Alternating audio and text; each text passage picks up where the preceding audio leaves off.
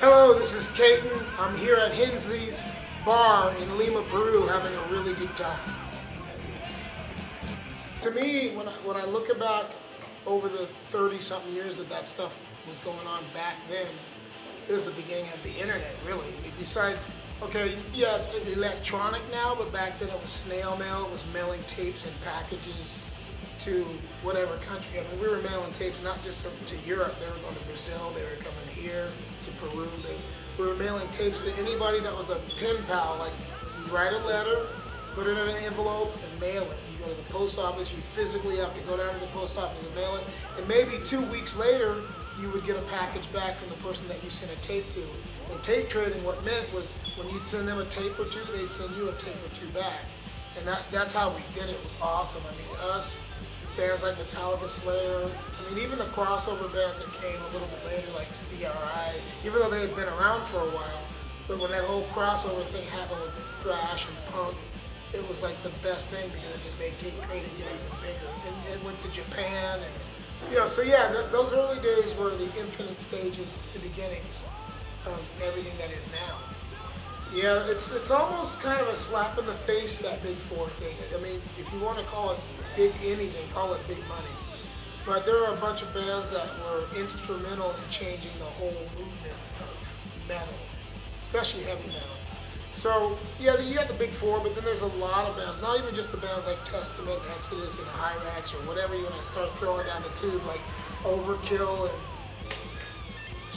there's, you know, you got Devastation from Texas, you got bands like Nasty Savage from Florida. So yeah, there's many bands that contributed to that whole upsurge of metal. Like you said, which I thought was awesome when I came into Hensley's tonight, to hear Snow White in Lima, Peru, when they're a Chicago band. It's fucking awesome.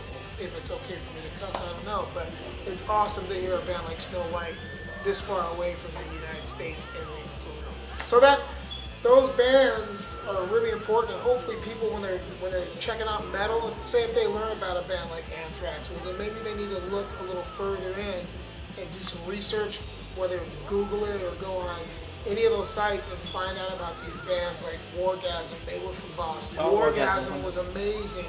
Throw some more names around. There was a band from San Francisco and a band from England called Sacrilege. There was Sacrilege BC. They were from Berkeley, California. That's what the BC stands for. And then there was Sacrilege from England. So you have a lot of bands that are still being unearthed that didn't make it quite as big, like, say, commercially.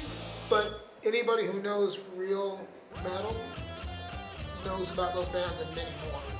You know, so that's a good question, and it's something that people should talk about more.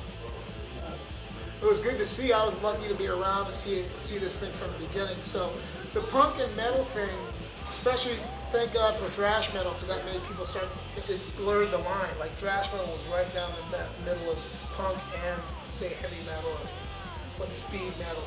So the marriage of bands like DRI coming onto the scene, and Corrosion and Conformity, and then other legendary bands that were laying down groundwork even before that, Minor Threat, Black Flag, The Misfits, I'm just trying to throw so many names, Circle Jerks, Jerry's Kids, what was the band that drank a bunch of Budweiser? Gangrene, you know, so all those bands had an influential, huge part of making it merge into crossover. So punk and metal, they have a lot in common, especially the DIY ethic, the work ethic, the underground. Oh, don't forget the Dead Kennedys here. We didn't know what we were doing, but you call it a blast beat, we were just trying to play fast as shit. We're one of the bands that was around that was doing that early. I don't know necessarily if we can call us well, we probably influenced the right band. Sometimes you just get a hold of a record, and then maybe later on in your career you get big, and then people go, well, what band influenced you? Like bands like Napalm Death, and I brought those guys up earlier, not just because they're friends of mine, but they credit us for a lot of that stuff, and they just took it to another level. But yeah, I mean, we're one of those bands that was definitely one of the beginnings of that blast beat thing, but there's a lot of other bands that were around. There's a band called Neos from Canada, Siege, Yeah, I mean, there's a lot of fast-ass bands. There was a band that never gets any credit called Stark Raving Mad. And if you haven't heard of them, look them up, Stark Raving Mad. They were from Texas. And a lot of people don't know this, but they were kind of like the rival band of DRI, and both of them came out of Texas. So there's crossover and the marriage of all that, influencing extreme bands like, you know, later on down the line, you can go to bands like even Obituary or DSI, and that's thrash metal. I think thrash metal is the bastard that gave that bastard child of death metal life. And I really think that thrash metal has a lot to do with death metal and grindcore. First, I'm blown away by your knowledge.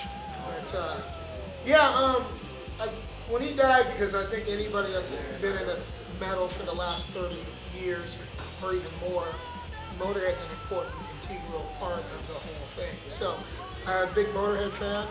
Grew up on them, saw their first U.S. tour, been a fan for life. And then when Lemmy died, I woke up one day and I didn't realize, I knew Facebook was kind of powerful, but I had no idea it was that powerful, so I just posted that I thought Lemmy deserved a statue. If anybody deserved a statue, it should be also at his favorite bar where he really was a regular customer. They considered him like one of their sons. So anyways, I posted it on Facebook, and then like by 12 noon that day, we had like 5,000 people saying, dude, that's a great idea, let's do this. And I'm like, well, I don't even know how to go about doing it. I go, hopefully somebody else will do it. They're like, no, man. They go, you should do a petition. There's internet petitions you can put up. So we put up this internet petition, and then like another 1,000-something of people just flooded this thing. And then by that time, like that day, the same day, I got a phone call from the Rainbow going, hey, you started this thing, you got to finish it. They're like, well, to make a statue, you're going to have to raise the money. And I'm like, I don't want to raise the money for this Lemmy statue. They're like, well, you started the idea. So I go, okay, I'll do it. So anyways, we started, my wife, Anna, who's awesome, she started this, it's like a GoFundMe program. She went online and found the best one where there wouldn't be percentages just taken out of the money, like where people were donating money. So we figured out a way to get the percentage really cheap because we wanted all the money to go to the statue. So we raised like $6,000 by ourselves, and then finally Motorhead's management finally posted it on the Motorhead website, and money just started rolling in. So before we knew it, we had $20,000, and we got the statue made in Utah of all places. Like the guy that made the statue was a Motorhead fan, and he really wanted to do it because there's a really nice tribute to Motorhead. So we basically got all these Motorhead fans involved, and it's all done by fans. There were no rock stars that contributed money. Not even Metallica gave no money, the Foo Fighters gave no money, Guns N' Roses gave no money, which is a bunch of bullshit, because those guys could have paid for that without even dropping it, like winking. They could have paid for this statue by themselves. So the greatest thing about the Lemmy statue that most people don't know is it's done by real fans. No rock stars paid for that. And then there was some money left over after we got the money paid off for the statue. And so me and my wife wanted to do the right thing, because we're like, these are Motorhead fans, you don't want to piss them off. So we knew that Lemmy was really good friends with Ronnie James Dio, and so we gave the rest of the money to Ronnie James Dio's wife, Wendy Dio, for cancer research. And so that's where the rest of the money went to take care of cancer research. So we feel really good about the statue. Has a lot of great things about it. And since I work at the Rainbow too, it's great to see fans come up there and see the statue and like just stand there. And I've seen everything from people crying to people, there have been wedding proposals in front of it. Like, it's kind of like, almost like it's like a saint. It's like this statue's like a saint. So I feel really proud every time I look at it. It looks just like him. It's almost scary. Like, it's a life-size statue of Lemmy from Motorhead. So yeah, it's something I'm proud of, and I'm glad we got it done.